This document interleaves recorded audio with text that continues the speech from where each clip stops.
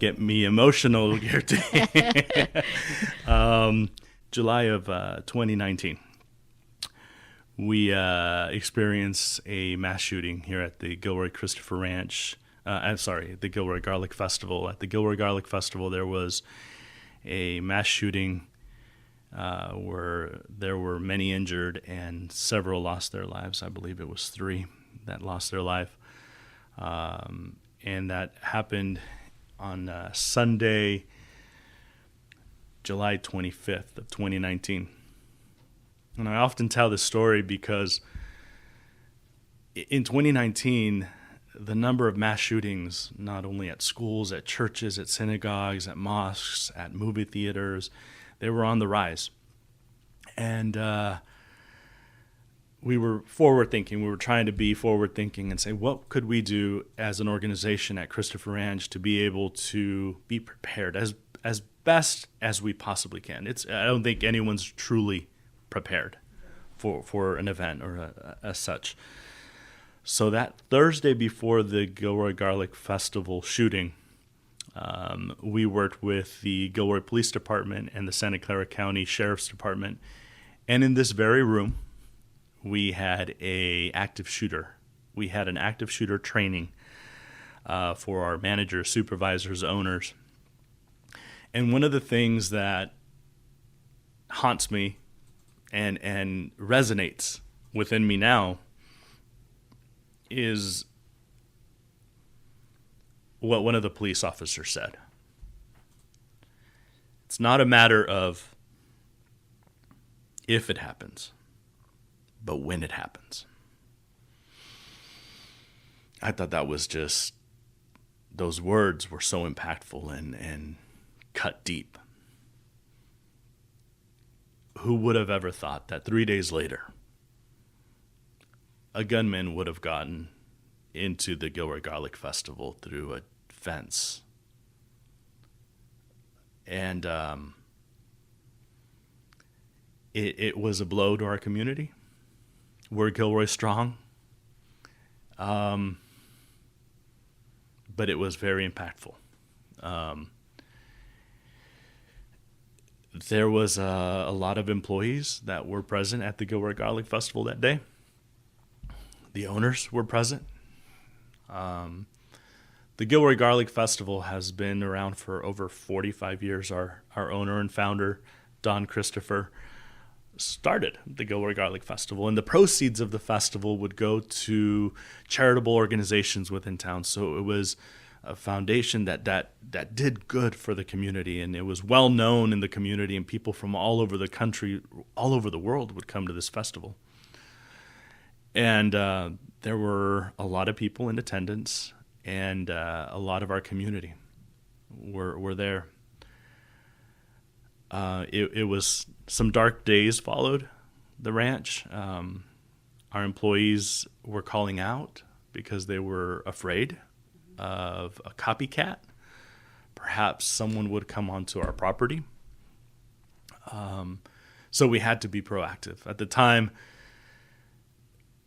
we didn't know exactly what to do, but I remember calling, I believe, someone at UnitedAg, if I can say her name, Maribel. I called Maribel and said, what could we do for mental health? We need counseling. We need therapists. We need psychiatrists. We need help. What can we do for our employees?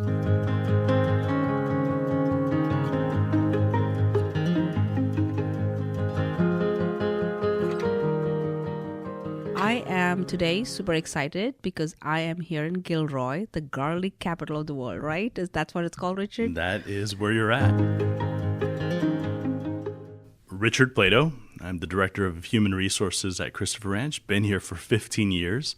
Happy and proud to be at a family-owned business that's been around for over 65 years. You are absolutely right, Kirti. Human connection. I often say I don't like to use HR, the Director of HR, because it cuts out the entire word human. And it's important that we are reminded and that we keep the humanness in human resources. In our organizations, do we see people more than just a number? Do we see people as more of just people sitting at a desk, or sorters or lifters or boxers or shipping and receiving people? Do they have a name? Do they have a story?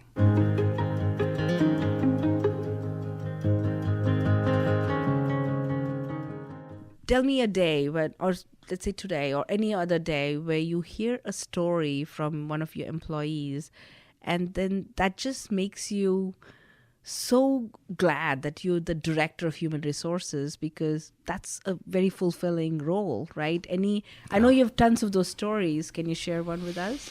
A couple? Actually, it's funny that you say that, because for everyone out there who's listening, Kirti's always on time, and sometimes even early. So she arrived a little early, but it was serendipity. She arrived here when I was dealing with a very human story, a very human situation and scenario. It just so happens that there was an employee who was a long-term employee, and this literally just happened 5 minutes ago. She had been a long-term employee, and due to circumstances beyond her control, she was not able to report to work on a regular basis. There were some transportation issues. There was some issues, and she never had any issues before this.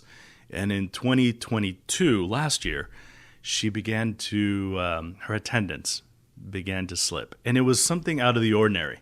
So it was one of those situations where, like, you have a model employee, you have a perfect employee who just never misses work, is always on time, not problematic, is always there. Something was off. Something was not right.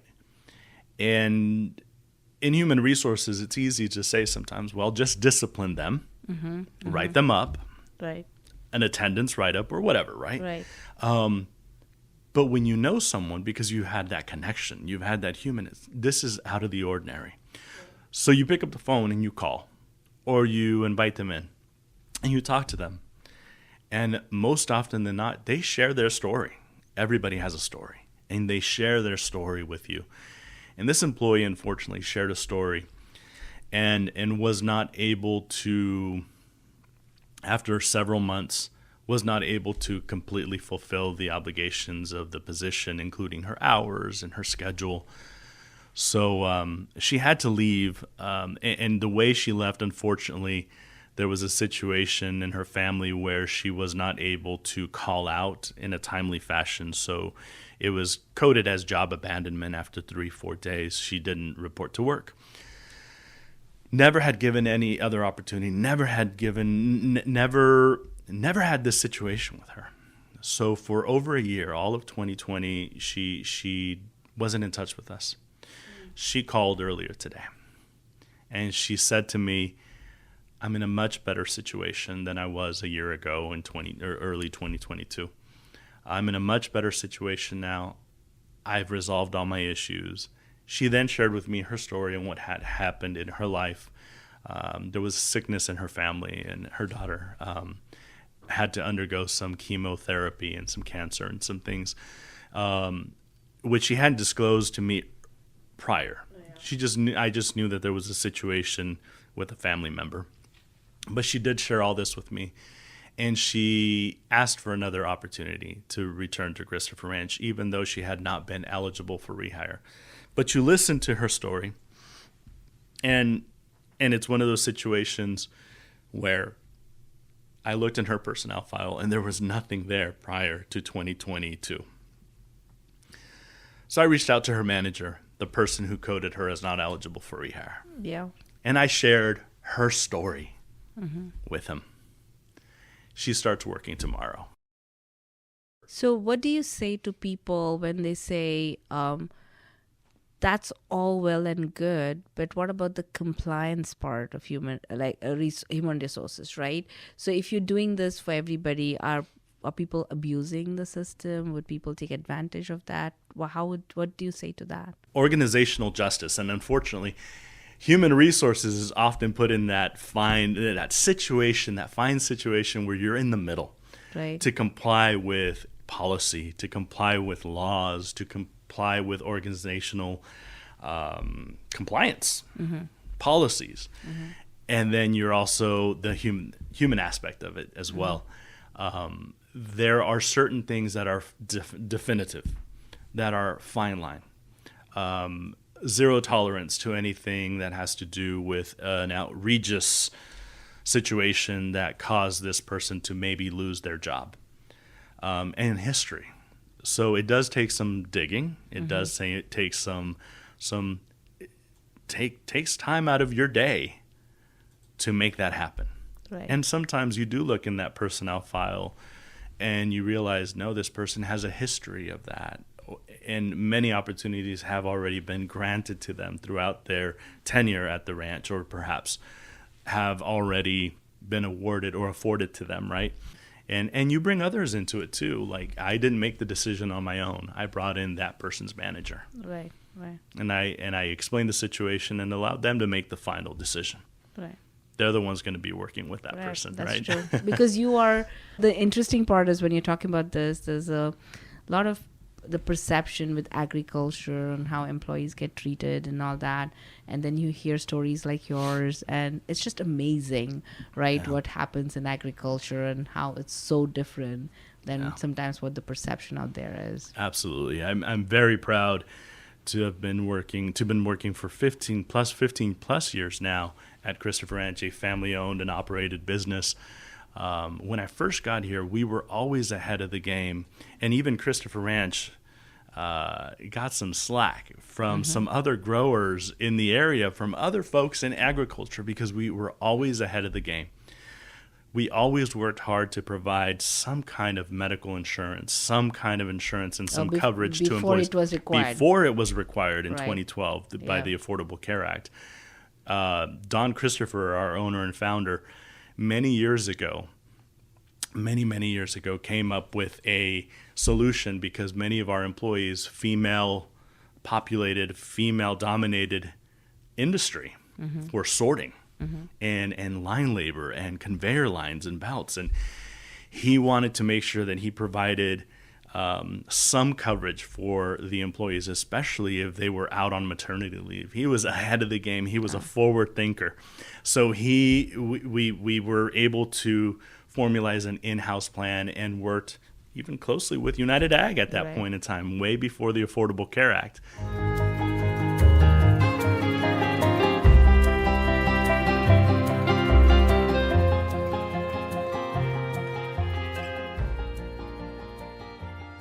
So just to pivot a little bit, Richard, I've heard you talk about the shooting here that happened a couple years ago and the impact from mental health and what the way you as an employer kind of addressed that and the way you had the support from your health plan or others in the industry. Can you talk a little bit about that? I worked with UnitedAg, and we had a network of providers. And we also had a teledoc situation to where employees would be able to schedule an appointment with a therapist from the comfort of their own homes, because a lot of people just didn't want to leave their homes, didn't want to go out to the public, didn't want to leave their families. And to be honest, Kirti, I actually started seeking mental health myself. And it was through our network of providers that I found a local therapist, explained the situation to this local therapist. I met with her in person. It was in 2019, so the pandemic hadn't hit yet. So in 2019, I met with her in person, and she shared with me that she has been seeing tons of people that were present at the festival, and and she wanted to help, and she was part of our network.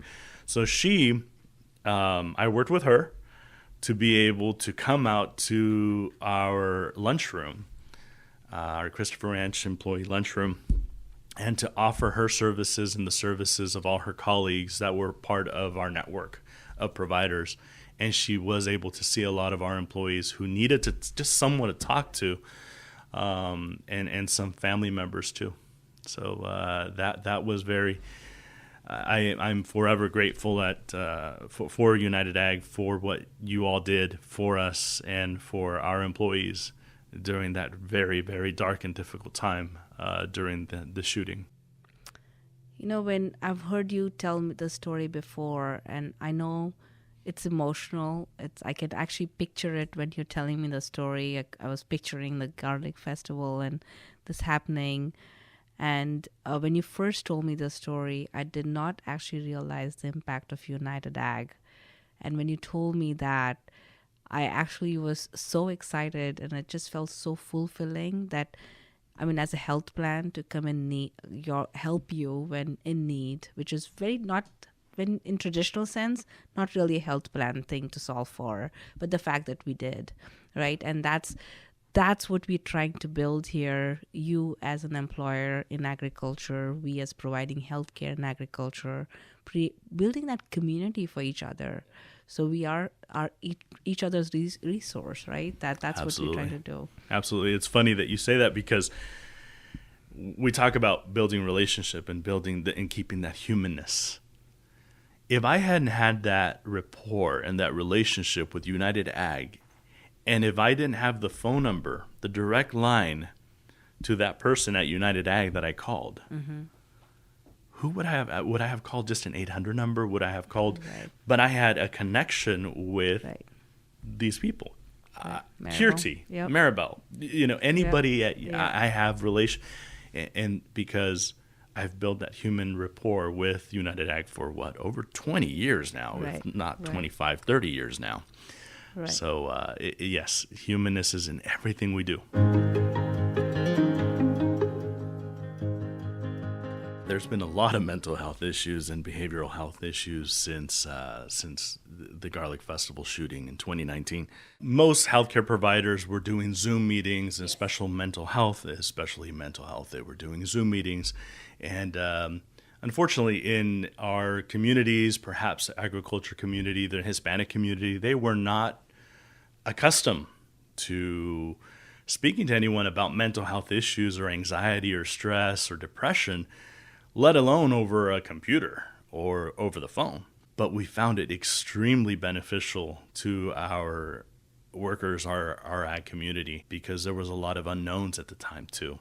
There was such a demand for the COVID vaccine at first, and it was fantastic to see the lines, and we made the news. It was fantastic. It was very proud of that event. However, they did say there might be a percentage of folks that might not feel like they might be able to return to work, or you might even miss a day or two because of headaches or perhaps some light fever, etc. There was a situation in which an employee, she received her vaccine, and at the moment that the vaccine went into her arm, the shot went into her arm, she began to hysterically cry. And she began to have an emotional reaction, not a physical reaction per se due to the vaccine, but it was a trigger.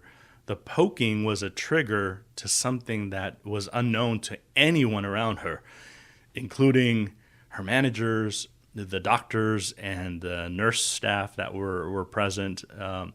They didn't know how to console her, how to talk to her. She wanted nothing to do with any of them. I then approached her and asked if I could sit next to her, which I think might have been a no-no at the time too, because we were supposed to keep 6 feet of distance with everyone. But, I'm so used to that human interaction again, so I approached her and I sat next to her. I asked if I could sit with her, and she then began to explain that she apologized for reacting that way or having that response. She shared with me that during COVID, she had discovered that her husband of many years had had an affair and had left her family. She then shared that she's a mother of 6, and that she went into a deep depression, a very, very deep depression, and she felt hopeless and helpless, and she had attempted to take her life. And thank God she was not successful at it. And she then had another battle to fight after that. She was hospitalized for a few days. The ex-husband had attempted to take her children from her. And so she then had to go through the court systems, and she was very depressed, and she didn't know how to or where to go, where to turn to, or who to turn to. There were some resources that were given to her at the hospital and the police, but it was at that very moment when she had that shot that all came flooding something back. triggered in her, and she shared this story with me. She shared that with me. And I asked if I could speak with her in my office. And I had our HR manager with me too. And we were then able to give her resources. She had UnitedAg insurance. So I was able to put her in touch with not only the providers, the network of providers in the area, but also with Teladoc, because again, it was during COVID. Right.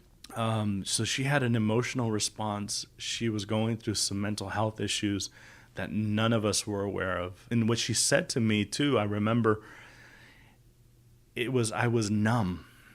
I was completely numb as to what she was talking to me in Spanish and said, I was numb. I couldn't feel anything. But when that shot went into my arm, I was able to feel something for the first time, and I became emotional. She was so numb. She was so desensitized with what was happening in her life, and she hadn't spoken to anyone about it. Over the course of the next several days and several weeks, I followed up with her to make sure she was getting the help, that she was talking to somebody, and I'm very, very happy to report that she is still seeing someone, and she has been back at work. She has her 6 children with her. She is happy. She is thriving. She looks like a completely different person now.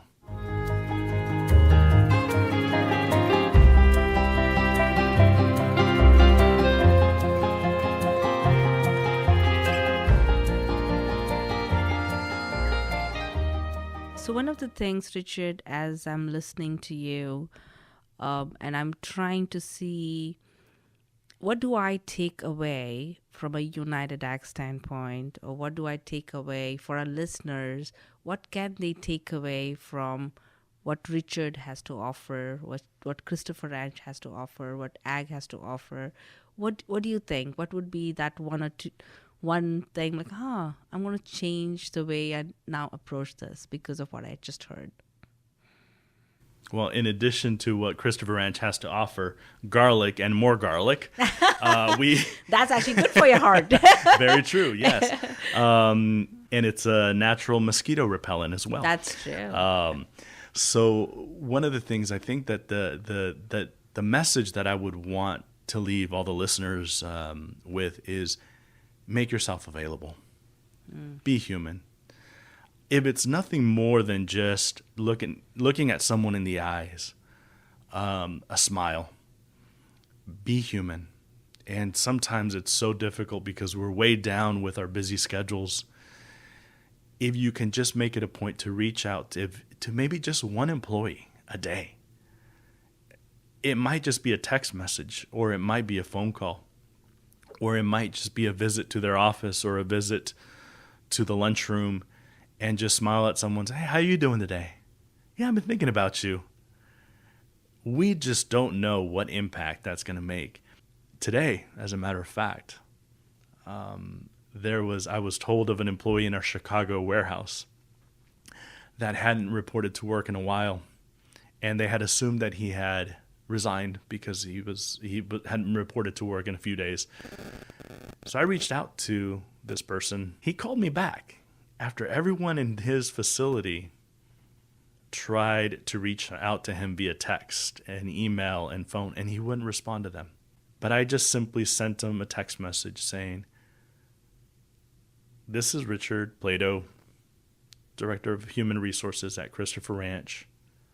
Just calling to check in on you. I understand that there might be something going on. I would love to talk to you. If you have a chance, give me a call. Here's my number. That's all I did. Within an hour later, he called me back. And he said, I can't believe that I'm a warehouse worker, and that someone to use his word, a bigwig called me from the corporate headquarters, from the corporate office to check in on me. That means a lot. Anybody else probably would have just coded him as a job abandonment, quit. But it took me less than a minute to draft up a text message. And it made a huge difference in that person's life. That's amazing. That's amazing. Because as you were saying, you think everybody should know this, but we need to act on it. That was a great message. We need reminders too. We need reminders. Reminders. Yep. Maybe even just the reminder of don't abbreviate human resources, HR. Yeah. It's easier to say and write down, but we need that reminder of the humanness, the human in human resources.